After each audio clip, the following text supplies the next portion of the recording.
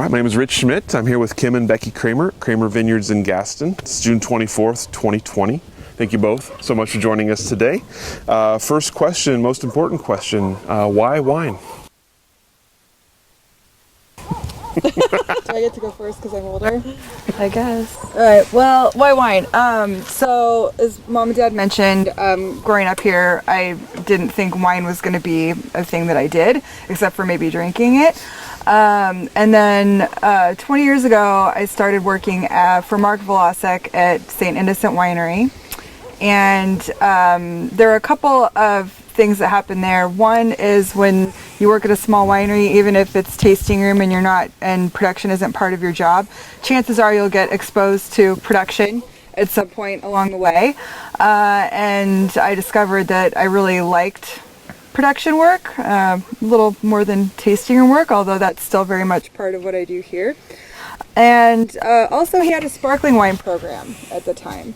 And I was fascinated by that because as a young 20-something, well, 22 I think I was when I started working for him, I loved sparkling wine at that point. So where my parents were making wines that, I mean, they were fine, but I wasn't as interested in the making of them. Mm-hmm. And so sparkling wine was what really drew me in. Mm-hmm. And then a few years into my time there, he sent me to go to Schmidt winemaking school, and where I got to learn how to do my cellar tasks better, and also develop my own palate, because wine tasting classes are a really important part of that process. And then they also had a business and marketing aspect, mm-hmm. which if you make wine, you have to understand who's going to be buying your wine, otherwise you're not going to be making it for very long. And so through all of those things, that's what got me into making my first sparkling wine for myself. And so it's really through that entry point of sparkling wine that led me here. For me, well, I will say it was a shocker when Kim came back to the family business because she had no interest in the winery when we were growing up. I always loved working at the winery. And then I discovered I loved the business aspect of it myself. And, I love gardening and I love just being outside. So I always knew I wanted to come back to the family business. It was just a matter of time. Mm-hmm. And so I, had multiple different hospitality jobs growing up, and definitely worked here a bit. In college, I actually I worked for an attorney's office for quite a while, like 5 or 6 years or so. And then once I graduated college, that was, when I was making the decision, I wanted to buy a small business. I wanted experience before I came back to the family business. And I ended up buying a wine bar and ran that for about 5 years until I felt like it was time for me to come back to the family business. So I've been back since 2017 now, I think. So I'm curious, you mentioned different experiences growing up, and you were interested all along. You didn't really care for it, maybe except for the finished product. Mm-hmm. Tell me about what it's like growing up in this kind of space and watching the vineyard grow and the business grow. Well, I didn't appreciate it nearly enough. I wanted to live in town with my friends and be able to not have to ask someone to drive me into town or anything like that. But one thing I did do is play outside a lot. So I feel like that gives me some sort of innate knowledge about the soils and the different soil types that we have here on the property. And also, when you're a kid, I think all of us ate our fair share of grapes, especially as they got sweeter and got riper. And so when we're trying to make a determination of when to pick, I also have a sense of what the fruit should taste like. I don't know that I could describe it to you, but I know what ripe Chardonnay tastes like. I know the difference in the texture shift from when we should be doing a sparkling harvest to the still wine harvest, and it's just one of those things that you know because you've grown up with those flavor profiles. On the winery end of things, it has been interesting seeing how Mom and Dad plans changed from where their production area would be. Our building, the original building, has been added onto twice. We're talking about adding onto it a third time. And also creating the guest experience, tailoring the guest experience. When they started, nobody was charging tasting fees. You could pick whatever wines you wanted, and now we have a much more thoughtful, very curated experience, especially now during COVID, where we're really from the time of arrival until and then even after they leave, having this, really well thought out path for each person to take when they come up here. So I think that, seeing that evolve over the last 30 years has been really amazing. And so I guess it's just the growth of wine tourist culture. Becky, what about you growing up here? What are your kind of memories from growing up in the industry and watching things grow here?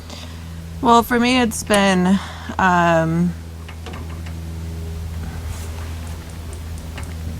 sorry, I think of how to answer this question.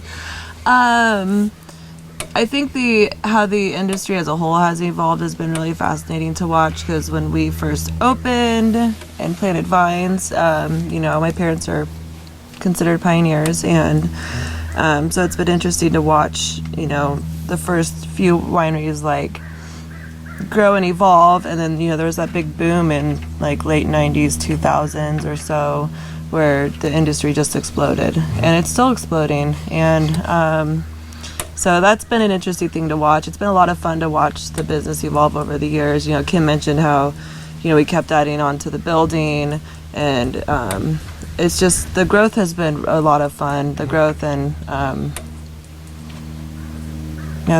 don't know. Sorry. No, totally fine. I'm curious, when you were kids and your friends asked you what your parents did they believe that your parents were growing grapes and making wine? I don't know if it was different for Becky. So we're 7 years apart, and so for me, growing the school that I went to, well, both of us went to, a lot of religious kids in that school. My parents produced alcohol. A lot of them didn't really. I think the understanding of the wine business in the late 80s and early 90s is very different than what that impression would be now. But some of my parents or my friends, their parents thought I was a bad kid or thought I'd be a bad influence, and I don't know that Becky came up against that quite as much, or maybe I don't think so. all. Compared to me, there were some parents that wouldn't let their kids come over here, which I get it if based on how big the industry was at that time, but yeah, to me it was so curious because my parents were farmers, and it's not like at 12 years old me and my friends were going down into the cellar, so yeah, so that's what I remember. And then there's some other people that thought it was cool, but yeah, my experience was what is that? It wasn't until maybe if I got to, until the industry grew and got more famous, and I got a little bit older, where my peers would have reactions that were more oh, that's really interesting, or oh wow, that's a thing that people can do.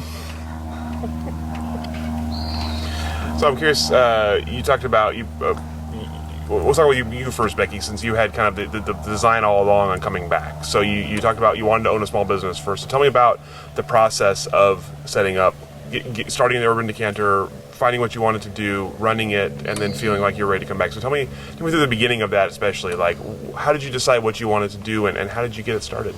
So I at that point, I was working for an attorney's office in Beaverton, and I had been writing business plans because I was like, oh, what about like a brewery type place, or I wanted to do something with food and alcohol, and so I was writing different business plans, feeling out what I really felt like I had a passion for, basically. And my manager at the time, who lived in Forest Grove, she brought it to my attention that Urban Decanter was for sale. So I bought it from the gals who started it, and I was like, okay, that's a reasonable price, I can do that. So I ended up purchasing it, and just shortly after graduation went into running the small wine bar. So it was mostly food and wine focused, and took what the skeleton that the original owners started with, and put my own twist on it and grew the business. And it was a lot of fun, a lot of learning over those 5 years, and definitely no regrets. And now it's interesting to look back, and like making that decision to sell was really hard.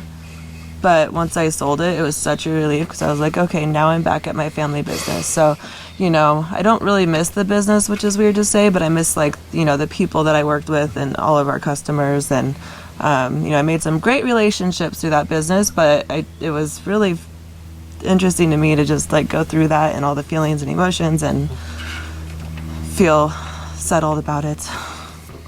You mentioned putting your own twist on kind of an existing framework. Yeah. What were some of the things that you did there that you're particularly proud of, or learned from while you were at the Urban Decanter? So just getting creative on how to draw more business in, and really analyzing, the prices on the menus, and seeing what you can tweak to, increase your profit, and also just really using my palate for wine to bring in wines on the shelf, because it was super important for me to stand behind the wines that we sold. And sometimes winemakers didn't exactly like what I would have to say to them about not carrying their wines, but it was important to me that if I'm going to sell this bottle, I want them to know that it's got Becky's seal of approval. And that's important when you have a wine shop, because your reputation, as of having a good palate is what'll help you thrive. So, and then also with the food, I was doing one event that I actually do miss doing was called Farm to Fork. So I would get produce from the farmer's market and then create a little tasting menu the following day, and with wine pairings. And that was a lot of fun, because it was just it really got me in the creative cooking mode.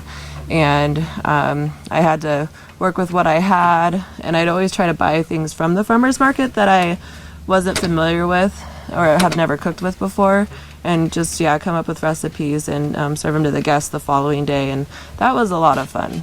I miss that one. What were the biggest things you took away from that you brought when you came back into the family business? What were the sort of successful lessons for yourself, or what did you want to bring back into the business? A lot of it's just running and managing a small business. So everything from managing cash flow, managing inventory, customer service, marketing, staffing. I mean, it was, I did it all there. And so I learned a lot about all aspects of small business. So, and I also went through some PCC programs, because they have some great small business programs, and got a grant through the city of Forest Grove to take some classes. And that was fun, because it was like a real life school project. So here's my small business, these are the areas we need to work on, and in those classes you really analyze them, and the instructor would help you on how to grow your business and how to succeed. And that was fun, because you were with people of all different types of businesses, from brick and mortar to online only, to people who have been in business for 80 years to brand new startups. It was really fascinating. So So Kim, let's go back to you for a second here. If wine wasn't something that interested you, how did you end up at St. Innocent in the first place? Oh, that's easy. So I was living in Salem. So they're in West Salem now, but they were in North Salem at the time. And I was living in my first apartment. And my mom went to some kind of professional event with Mark Vlasic, the owner. And he mentioned to her that he was looking to open up his tasting room on the weekends. And my mom was like, hey, well, my daughter lives like 5 miles from you. It wasn't even that. I think I lived like 2 miles from the winery. It was so close. And I was pretty comfortable with being in tasting rooms. I spent my childhood in a tasting room.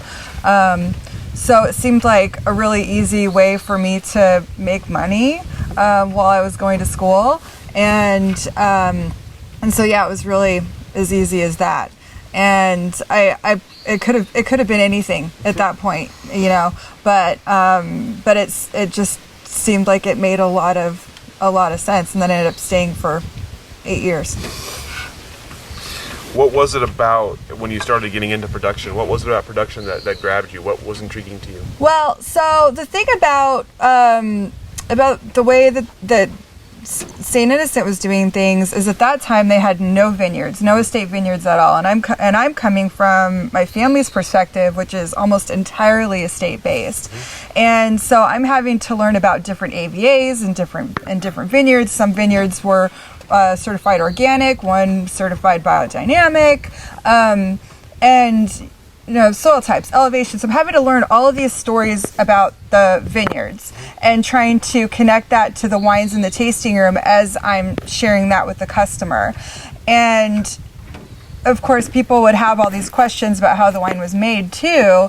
And it seemed like once I got out into production that everything made sense. And so from the sorting of the grapes to visiting the vineyard sites to do crop estimates, it just seemed like the more I learned about the behind the scenes stuff, it made talking about the wines so much easier. It wasn't just a data point on a tech sheet. I could really connect all those dots and then share that with the guest. And I think that initially anyway, that to me was really helpful, but then I also discovered in the process that it's pretty interesting stuff. So at what point did you decide that was something you wanted to pursue? Well, I don't know that I even understood that I was pursuing it as I was pursuing it, but in 2006, there was some hard press Chardonnay juice that was going to be thrown down the drain at the winery, and I was like, well, I could use that. I could use that to make some sparkling wine for myself. And so they let me have it. I came out with a barrel and filled up a barrel and then took it back to my house. And I made my first sparkling wine in my garage. And then when I decided I wanted to come and work up here and help out in the cellar up here, because of the success of the garage program that I had. She riddled it in the back of the PT Cruiser. I That did, was her rental car. riddling in the back of a PT Cruiser. It was the best way I could think of how to do it with no equipment. So when I came back here, that was one of the first things I noticed. So my first harvest with the family was in 2008, and that was a cooler, later, slightly wetter, especially towards the end year. And Dad was doing some late cluster thinning. He was cutting off the unripe stuff. And I thought, oh, that's such a shame, because I could probably use that for sparkling production. And I wouldn't do that now, but like that was my initial feeling.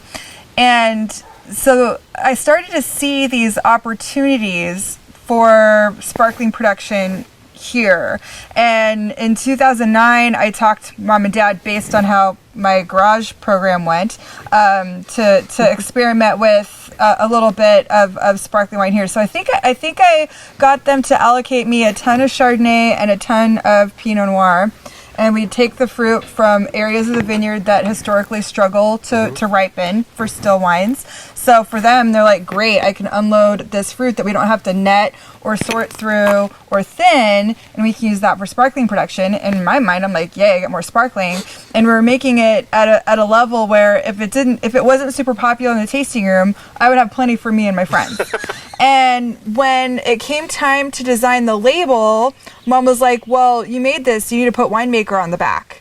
And I was like, I don't want to do that. And she's like, you made this wine, you need to put your name on the back. And so that, I think it wasn't until 2009, well, later than that, because the label design came probably the next year or sometime, where I started to accept or realize that this is what I was going to be doing. So as you come back into the business, tell me about finding your role then as you're thinking you come back as like you're gonna work in the cellar. Now all of a sudden you've got your name on the back of a bottle that you've made. Obviously your mom's been making the wines a long time, and your dad.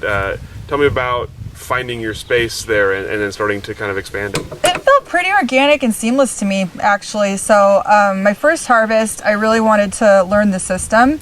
One of the things that happened when I was at St. Innocent is they moved from North Salem to the West Salem location, and the crush pads were totally different between the two spots. And so even though at that point Mark had been making wine for 20 years, in the new location it was a very different rhythm to the crush pad. And so when I started here, I wanted to figure those things out, figure out how our crush pad worked, and I didn't want to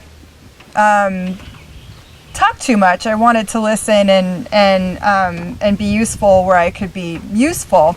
And that was really a lot of a data gathering exercise. And after the harvest was over, I asked Mom and Dad if I could put together the harvest plan for the following year, and they agreed to let me do that. And I feel like 2009 I took on a more prominent role, especially during harvest activities, but that just kind of freed up Mom and Dad to be able to do other things. And so I didn't even know if there was a discussion about breakdown of responsibilities. It was just like, okay, I have this harvest plan, and they're like, okay, well then you're going to implement the harvest plan. And I was like, okay. So at least that's how I remember it. And then in 2010, we had a student from Burgundy come and stay with us in the spring, and at the end of his 3 weeks with us, he invited me to go work harvest in 2010 in Burgundy. And after that trip, I had such clarity about how I wanted to approach the winemaking for the Pinot Noir that I don't think that they could have if one of them wanted to resume head winemaking responsibilities, I don't think I would have let that happen. So yeah, to me it just seemed like this natural progression and growth, and it honestly it didn't seem like there was any kind of conflict or struggle or really even much hand-wringing or anything like that. Just kind of this Sprinkles. Really? Yeah. Just got rained on. Just got rained on. Oh my gosh. So yeah, it felt really natural to me. You mentioned that clarity you came back with. Tell me about that clarity and about your sort of developing winemaking philosophy. Well, so for the so in 2010, well, let me back up. So at that point, I had 2 vintages of Pinot Noir production here, and I think 3 vintages of helping with harvest at St. Innocent, and it was like, okay, well, should I try this or should I try that? And I had all of these questions about how to do things. And often, at least at that time, even though I'd gone through a lot of the winemaking program at Chemeketa,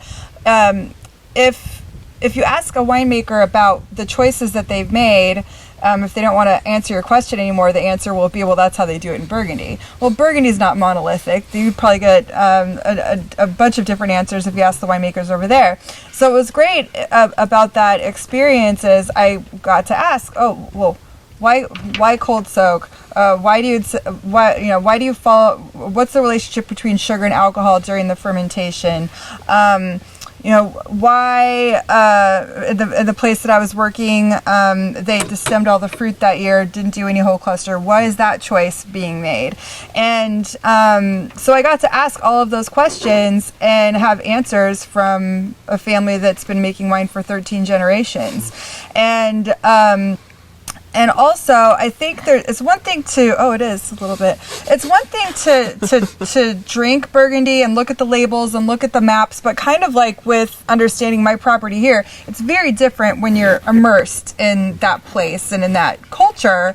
And I just felt like everything really came together. So I had a harvest plan that I wanted to implement immediately. So I think I was home for 2 days before we started our Pinot Noir harvest here, and the vintages were remarkably similar. So our the 10 harvest in Burgundy and the 10 here, cool, late, a little rainy, a lot of sorting on the table. But so I felt like, whereas some other winemakers who maybe hadn't encountered a harvest like that were nail biting a little bit, I was like, this is easy. This looks a little bit nicer, actually, than what I just came from. And I sorted Grand Cru over there, so. Well, and I think for our style of wines in 2010, that was kind of the pivot.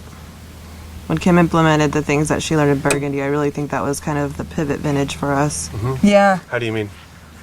There, you could tell the big difference in the wines. I mean, it's not just the fact that it was a lighter vintage and the wines were much more elegant.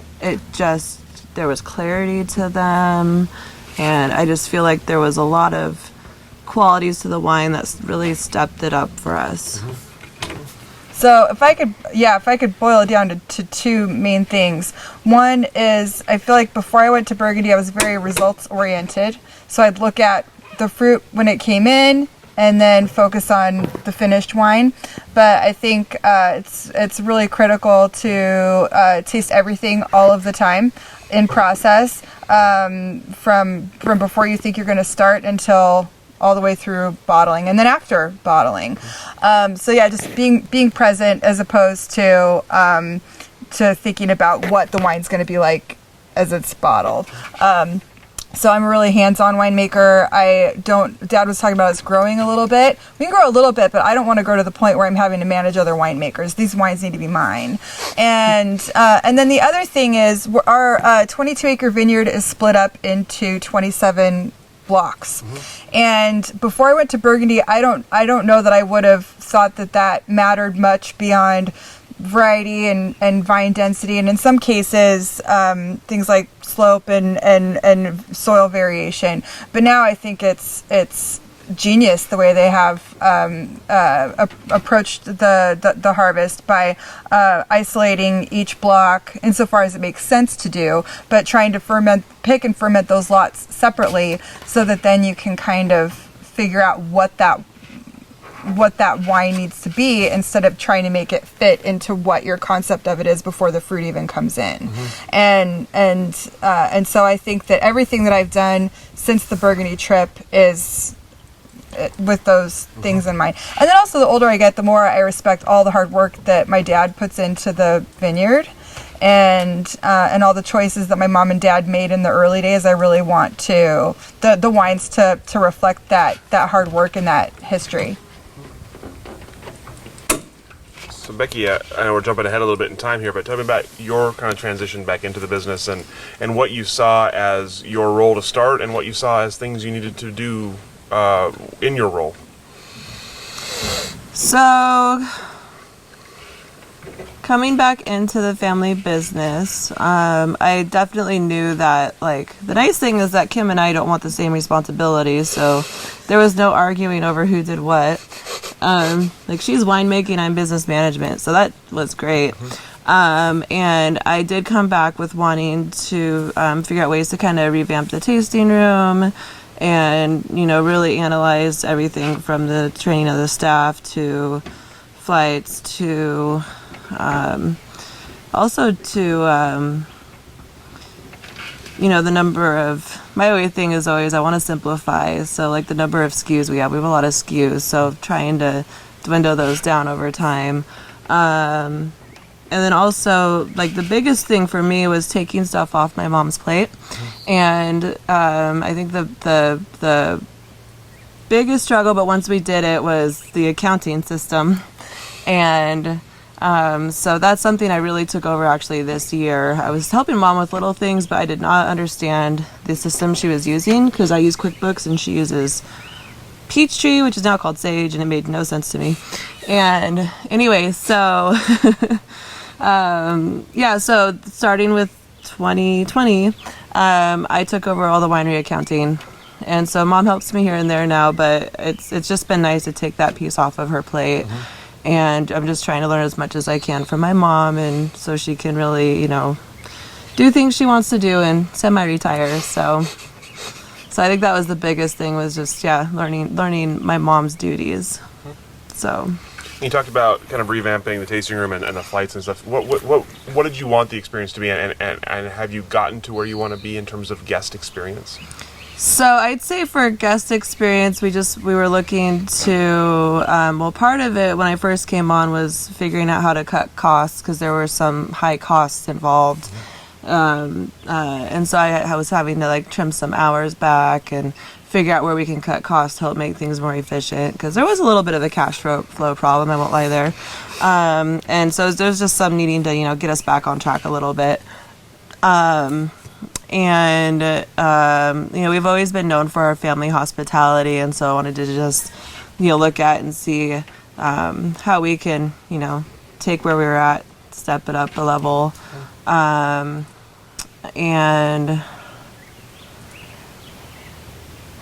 I would say we're definitely not where we want to be. No, the COVID thing really threw a wrench in our plans. But and we've only been open for a week, so it's been stressful lately. Yeah, but I think I do think one of the good things about this time, though, is it's giving us a chance to really. I don't know if it would have been business as usual this whole time if we would have reevaluated the way we're doing tastings as much as we are right now, because we have to. We have to think about every single aspect. And so we introduced tasting by appointment when we opened back up last weekend. And then the duties of our staff members changed. Yeah. Before it was, we had Kim was doing a lot of the pouring on the weekends, so people could and we could handle multiple groups and multiple people. But now with social distancing, we really had to cut back and tasting by appointment. But now our staff, instead of having them kind of share all the tasks, we've had to split it up so that we have 2 servers on the deck focusing on wine flights. We have an outdoor store person, and then we have a bar back who focuses on dishes and any food orders, or so there's definitely a more divided of tasks now amongst employees.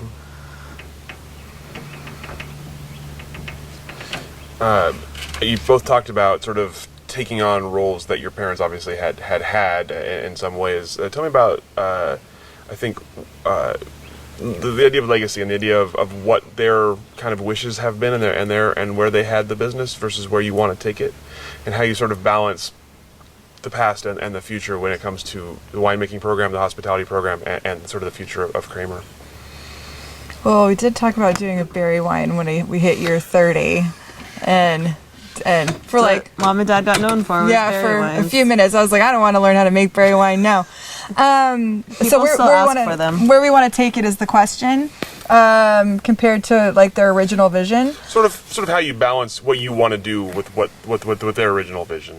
Well, so a lot of my approach, so talking about where I want to take the wines, we're kind of limited now as to how much more acreage we can plant. We're almost maxed out on the property, so I'm limited to what we have planted, what we can harvest. We haven't bought fruit the last 2 years, and I've really liked that because during a really chaotic time of year, I know what to do with our own fruit, whereas if we're buying grapes from another site, it could be kind of a wild card. So it's within that framework, what's the best use of this fruit every single year? And so as far as where that goes next, I think the limitation, one, I think that's the best thing I could do is to recognize what the best wine to make from each area of the vineyard is. And I think that if I keep that in mind, then we'll find an audience for it, rather than freak out about who our audience is going to be for this thing and then try to make a wine to match the audience. I think I have to start from the product, the grapes first. So I think if I stick to that, then it's completely consistent with where they started. It's just my interpretation might be a little bit different. I don't know that. Well, I know for a fact that 20 years ago, Mom and Dad would be shocked to see how much sparkling wine we're making right now. To see that I'm doing a red and white 9 variety co-fermented red, that we introduced Paquette this last year, Pet Nat. They wouldn't even know what Pet Nat was. So I think some of those projects, that passion projects of mine, those might in some way be breadcrumbs for what direction we're going to go next. I don't know. You'll have to talk about this again. But I also think the projects, like Mom and Dad have always kind of been into, playing with unique varietals and experimenting a little bit, and I kind of think that we're carrying that on by continuing to do things like Paquette, Pet Nat, and the 27 blocks. Yeah, that's true. So, and I don't know, for me it's carrying on and taking care of what Mom and Dad started, because they've put so much into this place, and it's where we grew up, and I don't know, I love this place, and we love sharing it with people, and well, and I think another piece of it too is, we have all these people that on the customer side that have supported us for this long. So with all the changes that we're making, we want to make, how do we do it in ways where they're totally willing to come along with us, as opposed to alienating them because we've outgrown them? Because I think that so far we've done a really good job of bringing them with us. And so I think that with the elevated guest experience, and the crazy library chef lunches I want to do, and stuff like that you still want to have a level of accessibility for everyone, and I think that not only does that keep some of your legacy people around, but it also makes your brand accessible to new people. Do you find you talked a lot about kind of some of the advantages you have as second generation? Do you find any disadvantages? Do you find there's anything about being second generation in the industry that makes it harder on you? I have some ideas. Well, should I say this? Go for it.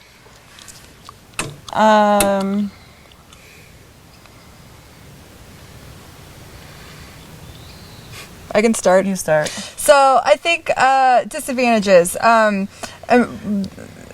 I had to start our vineyard from scratch, would I make exactly the same choices? No.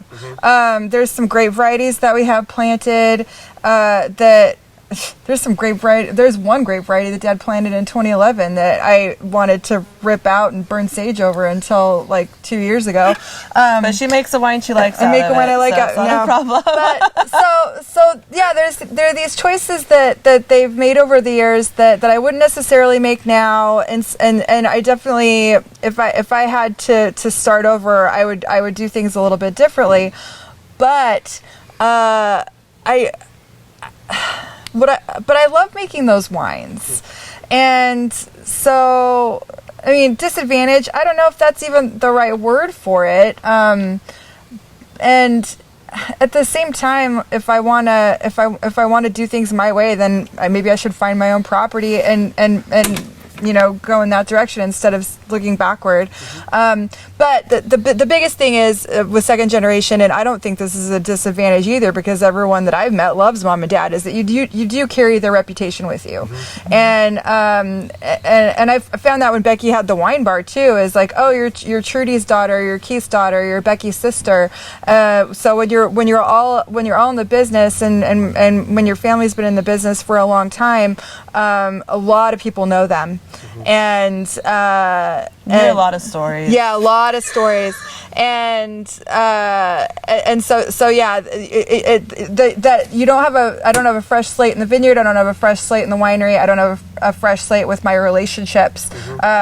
Sometimes I think could be a disadvantage, but I don't look at it that way. The one thing that came to my mind is I think what's hard is learning from my mom, actually. And I say that because she's been doing what she's been doing for 30 years, and I need her to break it down to me.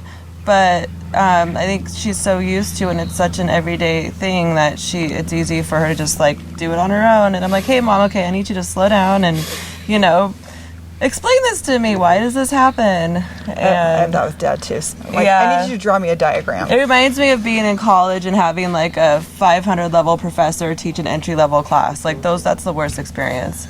And so that's what it reminds me of. And then, the other thing I've noticed too, since coming back to the business, is I've always known, growing up here, that, what's happening.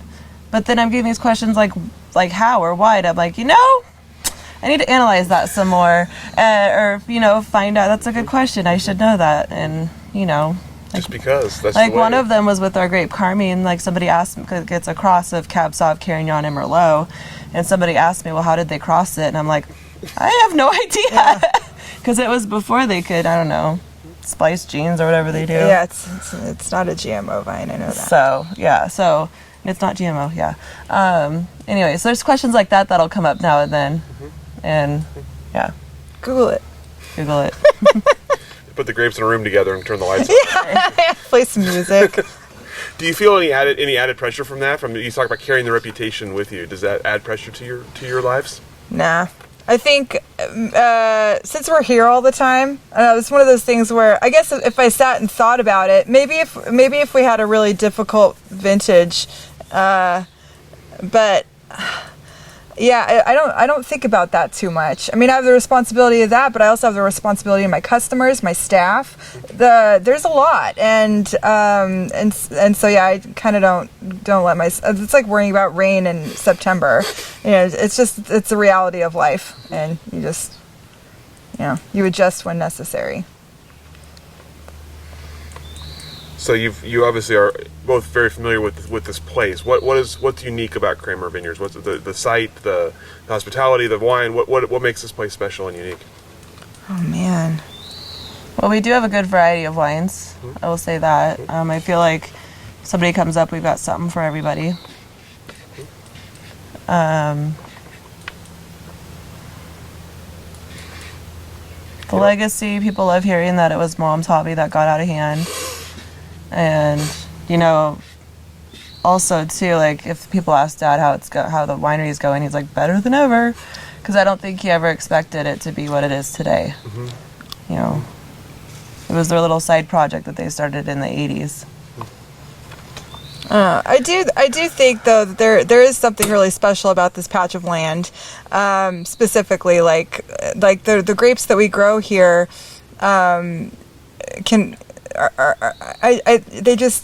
you can taste every single decision in the fruit and in the wines, and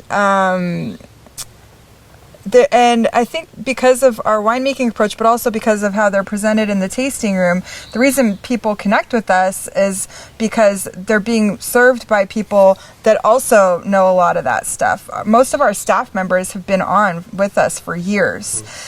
Most of them have helped during multiple harvests and bottling runs, and are around when we're having discussions and problem solving, and so I think that that access, that knowledge, that and that we're a family. I think that all of those things you don't find everywhere, especially as the industry grows and gets more professional.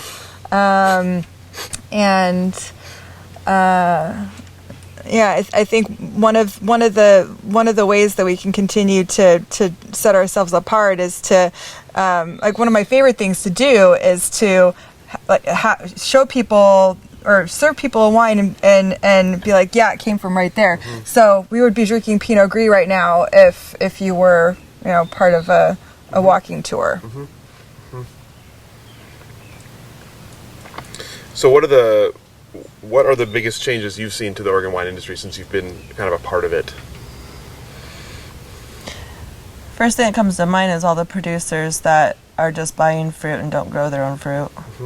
I think that's been an interesting trend. Yeah, that's true. When Mom and Dad got started, you had to grow your own grapes to make wine for the most part. There really wasn't custom crush, and now I think for a new producer to get in because of custom crush, it's a lot easier than the way my folks did it. It was interesting. Mom said at one point when I interviewed her about this a few years ago that she doesn't know if they would go this route if custom crush was an option for them.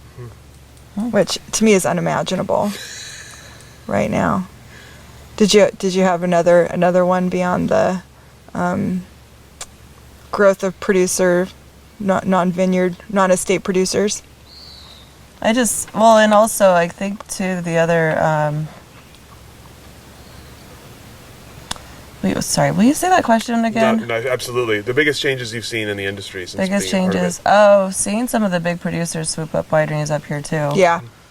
When that first started happening, that was a little scary, but also like something. I mean, it was a matter of time, I guess. But I think when these big changes happen, though, when it happened in distribution, and then seeing the consolidation on the producer side, everyone freaks out, and then it's fine. Yeah, like that's pretty much how it always goes. No, it's okay. But yeah, seeing more outside money coming in, for sure, that's been kind of a big deal. I think too the shift from print to digital is really a sea change that we don't even realize how big it is right now. It's just from an advertising perspective, on the consumer level, being able to get information about wines, being able to share information about wines. I can't imagine my parents trying to make wine without being to look things up online. That part of it is incredible. I've been in the wine industry long enough to have experienced 3 recessions, and the ones like pre-digital were much more difficult. 3? Yeah. Wow. That's a snide way of calling someone old. I like that.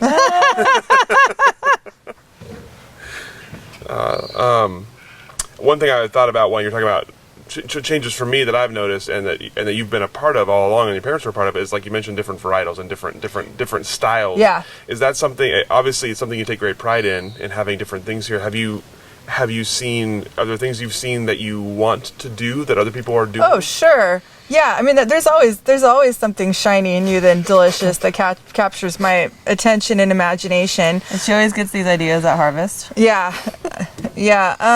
Well, sometimes the grapes will give you a good opportunity to do something fun. I think just like my parents planning the Mueller Turgau and experimenting with that, and planning the Carmine and experimenting with that, and then them doing sparkling wine and then letting me kind of grow that program. I think just it's in us to want to do that, to try new things. It's, but also listening to my folks talk about not wanting to make a 20-acre mistake. I think I don't want to make a 200 case or a 2,000 case mistake. I'd rather make a 20 case mistake.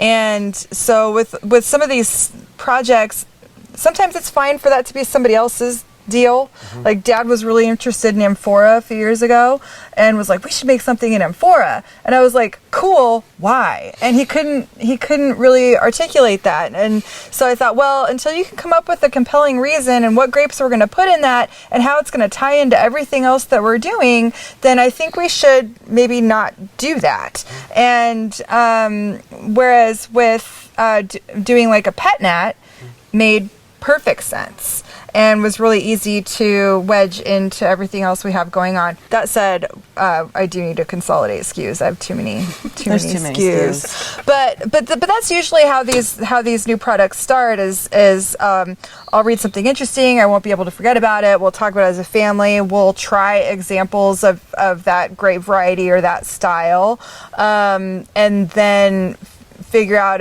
what our interpretation of that would be. And it's it's led to some good things and it's led to some other things we've moved on from. You talked earlier about sort of being able to chat up other winemakers for ideas. I'm curious about from your perspectives, the camaraderie of the industry, the collaboration of the industry we always hear about. Was that true for you as you were learning the ropes in the Oregon wine industry? Were you able to lean on other people? I think so, but it's different because Mom and Dad, when they were coming up and had a lot of those questions, there were like 50 or 100 people in that room, and that was everybody. And I think that it was a smaller, tight-knit group. Now we have all of these ways to connect. Most of the time, if I have a question I want to ask a winemaker that I really trust and trust their opinion and think that they would be able to actually help me, I could just send them a Facebook message instead of having to wait for the big annual convention every year, or to go to something like Steamboat. So yeah, it's grown and changed and yeah, it's definitely still there, but it's not the same. Yeah, the camaraderie is nice.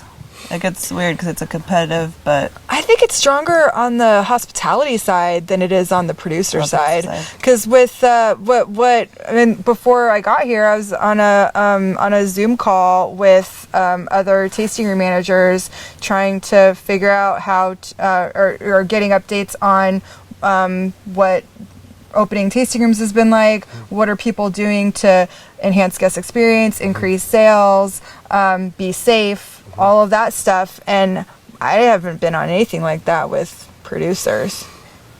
The winemakers we've talked to have been very much enjoying the solace. Yeah, enjoying being by themselves and not having to deal with anything. Yeah, speaking for myself, more of an introvert by nature, so the shelter in place was scary to think about on the business end of things, but I was like, I'm going to get so much stuff done in the winery. Well, since we're talking about that, let's talk about the effects of the pandemic and obviously on your business and on you just now reopening, and on sort of how it's affected what you think of for the future here.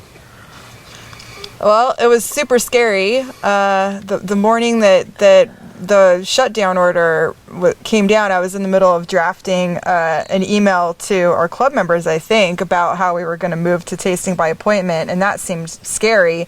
And then over the course of a few hours, I was like, this is already... Yeah, we can't. We have to shut down. This is out of date. We have to shut down. Yeah. And so I think for all of us, but Mom and Dad had a really hard time accepting that was going to have to happen. So I think there was this period where it's like it was scary for us. Yeah. Mom and Dad were upset. Yeah. But at the same time, we're like, okay, we have to do something. Yeah. So there was that, okay, let's feel our feelings and then move on and figure out how we're gonna adjust to what's happening right this moment, because in a few hours or tomorrow circumstances could be different. And so the first thing we did was really focus on online sales. And I was really scared to ask people to buy wine online initially, because it just seemed like, well, we're scared about dying from this really scary virus. is this really the right time to be asking people to buy wine? Turns out the answer was yes, after a grace period, you know. But yeah, so we had a great website set up already. We have strong relationships with our customers. We have a healthy wine club. Also, there's a lot of goodwill out there. People want to support a small brand, and then they also needed to have wine at home because they're not drinking as much when they go out because they're not going out. And so that was kind of our, like, we switched from being a tasting room hospitality business to being an e-commerce business overnight for like 3 months. And so our tasting room staff was they were packing up boxes and dropping off packages, and yeah. Amazing. Yeah. So now as you're reopening, what are you kind of envisioning for the future for yourselves? So another like big scary moment was being able, so we could have opened up May 15th, I think, but we decided to wait. And part of it is because we were generating enough income to not feel like we had to open from online sales. We weren't seeing club members, we weren't seeing those memberships crater or anything like that. So we felt like we could wait. And we really wanted to be careful because there were headlines coming out, every few days about some business that was going viral because they were being irresponsible. And I don't know. I don't want to do that. Also, with all the new changes and rules and policies and everything that were coming into place, like I started writing them out for our staff because we had to train them on a whole new job, basically.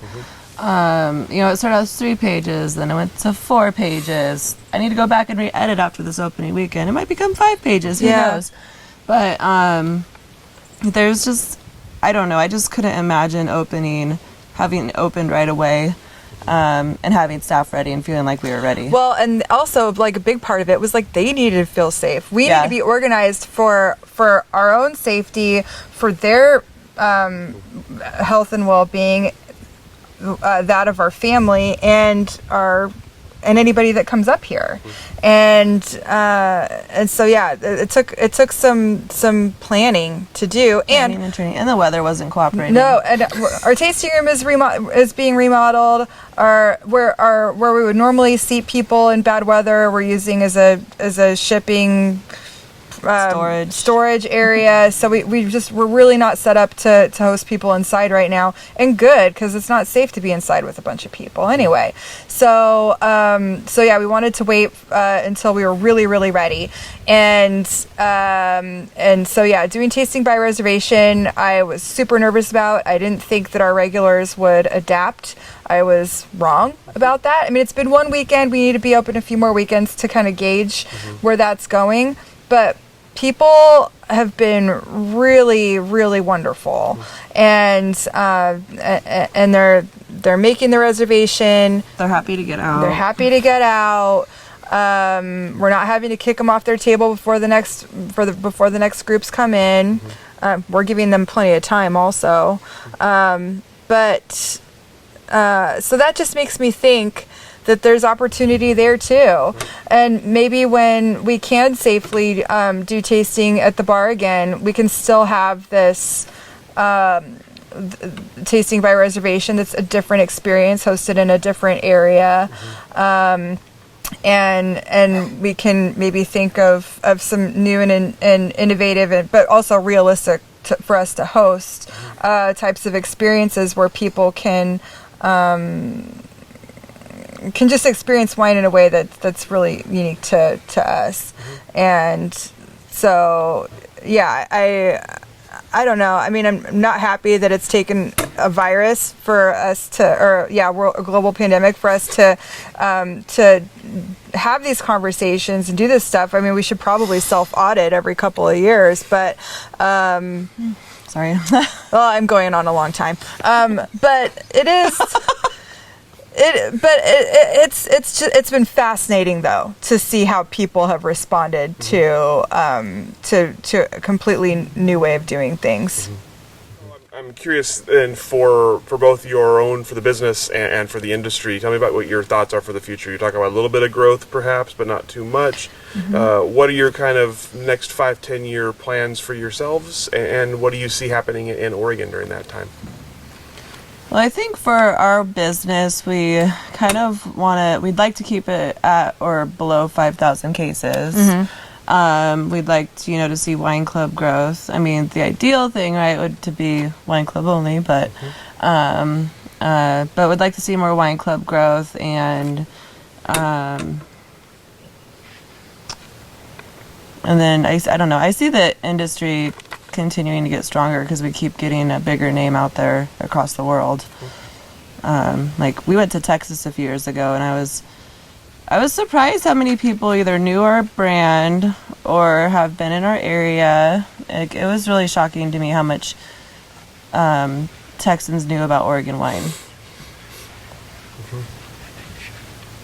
Yeah, I think Oregon Pinot is only going to strengthen its reputation. I do think that especially the newer, the next generation of producers, they're probably going to be curious about new things and explore, because there's a ton of cool climate grape varieties that haven't been planted here, or maybe are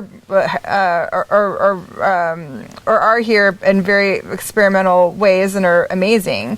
So I think we're just barely scratching the surface as to what we should be planting. But I don't see Pinot Noir losing its crown anytime soon. I think sparkling as a category is only going to grow.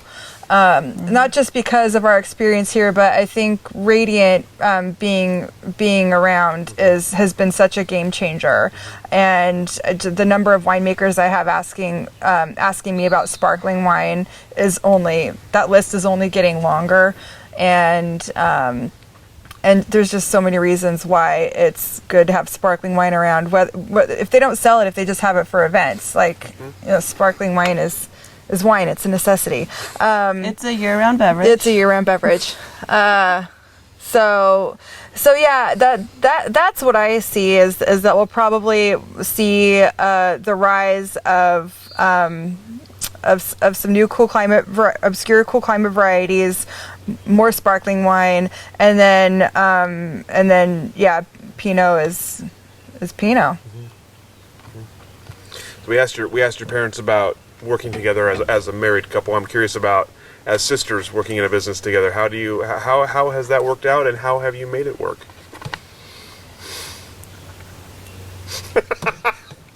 Or if you haven't made it work, how could you do better? No, I think we're lucky, actually.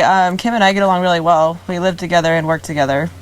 And not many sisters can say that. I think we know when we reach our limits. I think we know, when it's a good time to discuss something, and when it's not, and I don't know. And I think because of our age gap too, that helps a lot with That's true. our relationship as well. Yeah, I think if we were closer in age, we would clash quite a bit more. But yeah, I think as Becky mentioned earlier, because our skill sets and our responsibilities are different, that it's any conflict that arises is usually very short-lived. But yeah, I think my biggest problem is that I'm just work all the time, and so yeah, maybe I have my off switch. I could do my part in this relationship by maybe having better work-life balance boundaries. So that is true. But yeah, I think it works really well. Well, and even the way we work with our parents, I think the four of us work together extremely well. And we can tag team. So there are times where because there are different ways that we're better with one over the other, and so yeah, we can definitely. Don't give away all the secrets. Yeah. Well, I wonder if they'll watch the interview. That situation doesn't happen a lot. Sure. We get along for the most part. Yeah. That's excellent. Someone were to come to you and ask you about joining the Oregon wine industry, what would your words of wisdom to them be?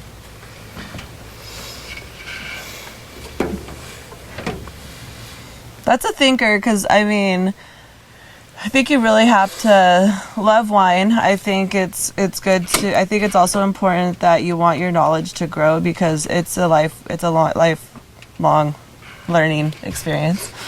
But I also think, if you're looking for a Monday through Friday 9 to 5, the wine industry isn't for you, because it can be a lot of times, especially when you're just starting out. It's going to be weekends. It's going to be, you're going to work holidays. So.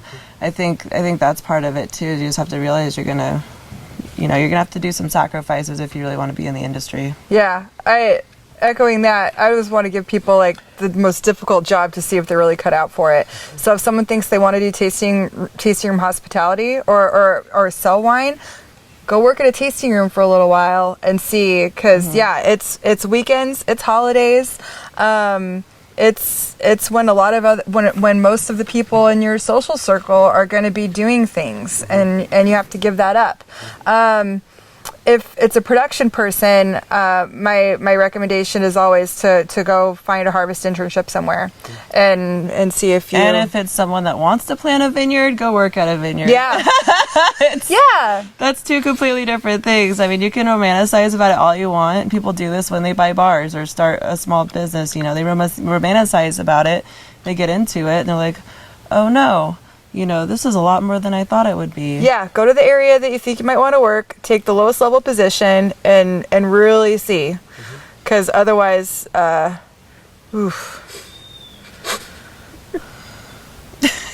Excellent. That's all the questions that I have for you today. Is there anything I should have asked that I didn't? Anything we should have covered that we didn't cover? I can't think of anything. I don't think so. Oh, I thought you had something. I thought you were gonna conclude with a huge Kramer. Huge gem That's of good. wisdom. Always room for a plug at the end. That's true. Right? Totally fine. And if someone has listened to your story this long, they need to be told to drink Kramer. Oh, yeah. Well, thank you both so much for your time today, Thank for setting you. this all up, for the hospitality, and we'll go ahead and let you off the hook. Yeah.